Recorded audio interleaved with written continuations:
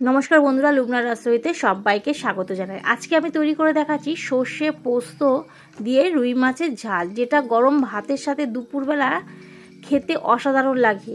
আমরা সর্ষে পোস্ত অনেক রকমভাবে তৈরি করেছি, আমার এই পদ্ধতিতে তৈরি করে দেখবেন, যার স্বাদ অন্যান্য মাছের কালিয়ার থেকেও খুবই আলাদা। কিভাবে আমি সেটা তৈরি করেছি চলুন সেটা আপনাদের সঙ্গে শেয়ার করি। এখানে আমি 5 পিস রুই মাছ নিয়ে নিয়েছি। এবার মাছগুলোকে ধুয়ে রেখে দিয়েছি জল ঝরিয়ে। তারপর তাতে দিয়ে দিলাম সামান্য লবণ আর হলুদ। লবণ আর হলুদ দিয়ে মাছের দু পিঠগুলো খুব ভালো করে মাখিয়ে নিতে হবে, যাতে মাছের কোনো অংশে মশলা থেকে বাদ না পড়ে যায়। এবার আমি এখানে একটা মশলার পেস্ট তৈরি করে নেব। নিয়েছি সর্ষে, সাদা সর্ষে নিয়েছি 2 চামচ, সেটাকে বেটে রেখে দিয়েছি। আর এখানে 2 চামচ পোস্ত, তার সঙ্গে দুটো ঝালের জন্য কাঁচা লঙ্কা দিয়েছি, সেটাকেও বেটে একসঙ্গে রেখে দিয়েছি। ঝালটা নিজেদের স্বাদ অনুযায়ী দেবেন। এবার একটা কড়াই বসিয়ে দিয়েছি। এতক্ষণ মাছটা 15 মিনিট রেস্টে রেখে দিয়েছিলাম, আর তার ফাঁকে আমি মশলাটা তৈরি করে নিয়েছি। কড়াইটা গরম হয়ে যাওয়ার পর সেখানে তেল দিয়েছিলাম। তেলটা যখন গরম হয়ে গেছে, সেই তেলের মধ্যে লবণ হলুদ মাখিয়ে রাখা মাছগুলোকে দিয়ে খুব ভালো মতো 2 পিঠ ভেজে নেব। খুব কড়া করে ভাজবো না, একটু হালকা করেই ভাজবো। 2 পিঠ মাছটা ভাজা হয়ে গেছে, এবার প্লেটের মধ্যে তুলে নিচ্ছি।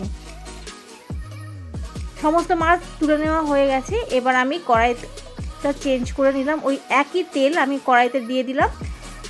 সেই তেলের মধ্যে দিয়ে দিলাম গোটা গরম মশলা, যার মধ্যে একটা লবঙ্গ, একটা এলাচ আর একটু সামান্য ডালচিনি আছে। ফোড়নটা 1 মিনিট একটু লো ফ্লেমে ভাজা করে নিয়েছি। যখন মিষ্টি গন্ধ ছেড়ে দিয়েছে, তখন মিডিয়াম সাইজের একটা পেঁয়াজ কুচি দিয়ে দিলাম। পেঁয়াজ কুচি দিয়ে আরও 1 মিনিট নাড়াচাড়া করে নিয়েছি। এবার তাতে দিয়ে দিলাম আদা রসুন বাটা। আদা রসুন বাটা পেঁয়াজের সঙ্গে ভালো মতো 2 মিনিট মতো লো ফ্লেমে এটা কষিয়ে নিয়েছি।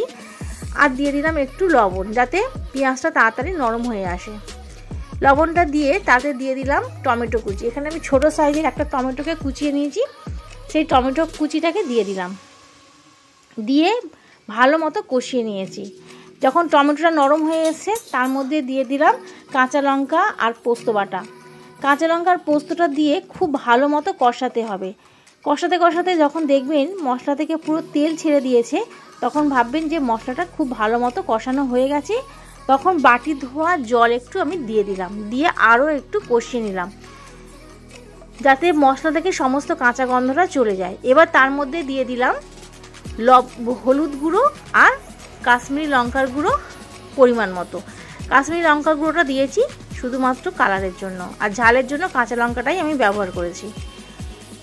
জলটা দিয়ে আর মশলা দিয়ে খুব ভালো মতো কষিয়ে নিয়েছি, যাতে খুব মশলা থেকে একদম কাঁচা গন্ধ চলে গেছে। 2 মিনিট কষানোর পর তারপরে তাতে দিয়ে দিলাম জল। জলটা দিয়ে গ্রেভির সাথে খুব ভালো করে আমি মিশিয়ে নিলাম। নিয়ে গ্রেভিটা ফোটা অপেক্ষায় রইলাম। গ্রেভিটা যখন ভালো মতো ফুটে গেছে, তখন তার মধ্যে ভেজে রাখা মাছগুলোকে এবার একে একে দিয়ে দেব। এই রান্নাটা করতে খুব বেশি সময় লাগে না, ঝটপটি হয়ে যায়। আর এটা গরম ভাতের সাথে দুপুরের যদি সার্ভ করা যায়, তাহলে খাবারের স্বাদ অনেক বেড়ে যায়। এবার তাতে দিয়ে দিলাম লবণ। লবণটা একটু বুঝে দিতে হবে, কেননা পেঁয়াজ ভাজার সময় আমি সামান্য একটু লবণ ব্যবহার করেছিলাম। যখন গ্রেভি থেকে ভালো মতো ফুটে গেছে আর গ্রেভি থেকে তেলও একটু ছেড়ে দিয়েছে, তেল ভেসে উঠেছে উপরে, সেই সময় যে আমি সর্ষেটা বেটে রেখেছিলাম সেই সর্ষে বাটাটা দিয়ে দেবো। আর আমি সর্ষে বাটার মধ্যে সামান্য জল ভালো করে মিশিয়ে তারপর সর্ষে বাটাটা গ্রেভির মধ্যে দিয়ে দিলাম।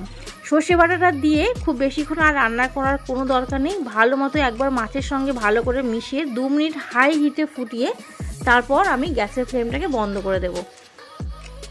তার আগে আমি উপর থেকে দিয়ে দিলাম কাঁচা সর্ষের তেল। এই সর্ষের তেলটা দিলে এই রান্নাটার স্বাদ অনেক বেড়ে যায়। আর দিয়ে দিচ্ছি কাঁচা লঙ্কা আর ধনেপাতা কুচি। আমি এখানে 2 চামচ সর্ষের তেল ব্যবহার করেছি।